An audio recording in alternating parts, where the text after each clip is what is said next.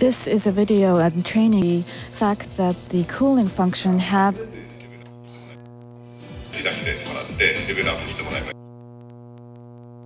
This time around, it wasn't one reactor, but all four also lost their emergency backup power, something never thought could happen. Ryuichi Shimada, professor at the Tokyo Institute of Technology, says nobody had ever expected problems on this scale. He says he can't imagine how to go. The people at the plant will also have been baffled as to what. In today's plan, work is divided into three tasks, one at number 1 and number 2 reactors, another at the number 3 and 4 repairs to the power system at number 5 and 6 reactors. For 5 and 6 reactors, workers plan to use cables originally installed to send out power generation.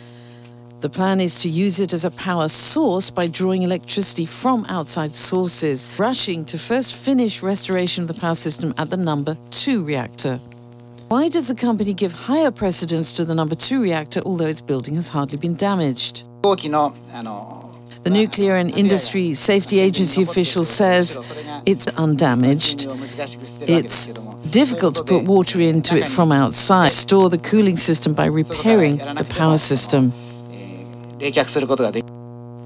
About 20 people are working on the number 2 reactor. Electricity from outside power sources reaches ground. A power cable is to be laid over a distance of 1 point. Temporary transformer near the reactor building. Lay the cable through the buildings of the number 1 and 3 reactors to connect it in the number 2 reactor. To send electric power to all 6 reactors.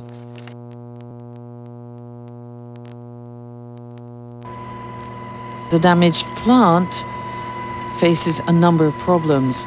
The biggest issue is how to sheathen. 10 millisieverts per hour has been observed in the number 1 reactor and 15 millisieverts reactor.